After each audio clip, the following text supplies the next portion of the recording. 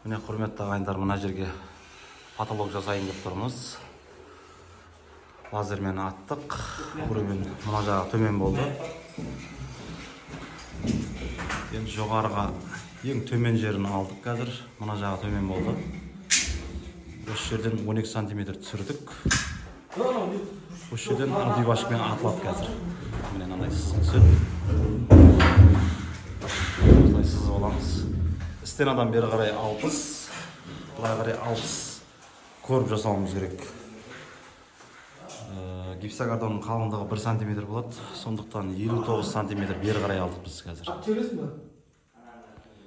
59 сантиметр ол жақтан, мына жақтан 59 сантиметр. Енді осыған қазір направляющий қатырып аламыз бірінші. Қалғанын сосын тағы да көрсетемін.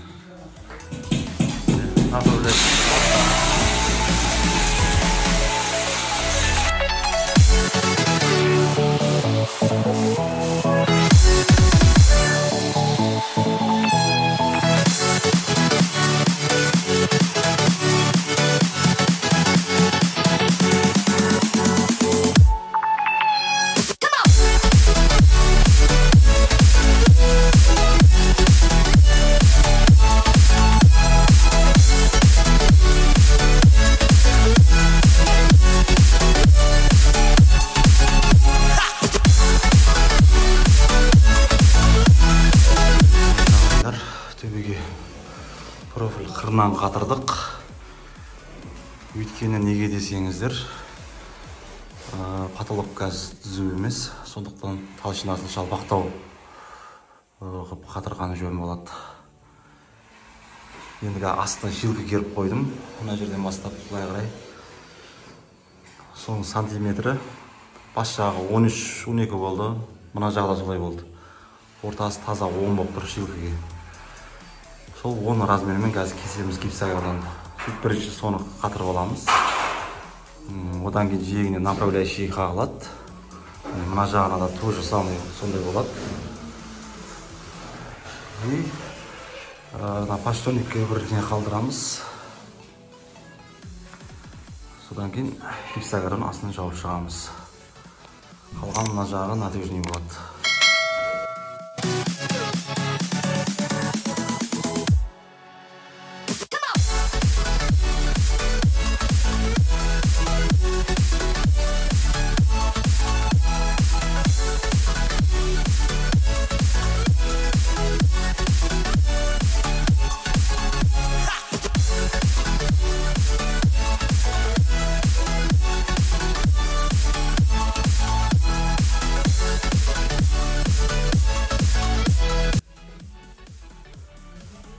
Міне ағайындар, бітті коробкамыз. Бұл жақта астына подшторкаға қалды.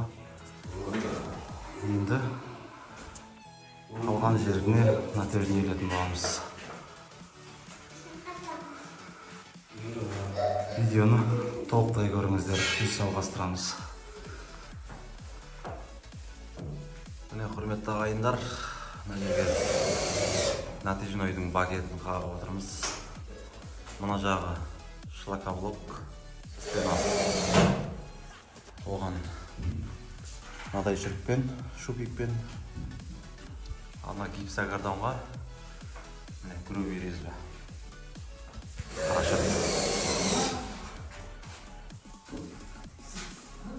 Қазір ілетін боламыз.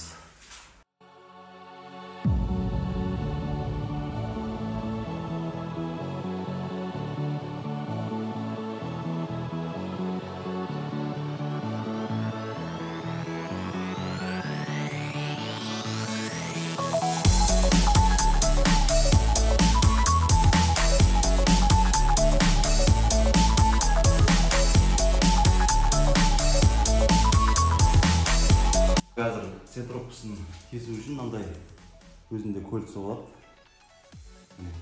Соны наклеймей жапсырамыз аквекспен. Жапсырғанын көрсетемін.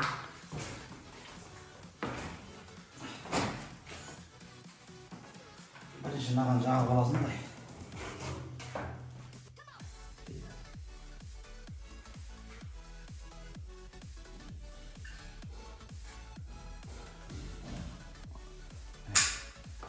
Енді осылай тура апарамыз да қоямыз.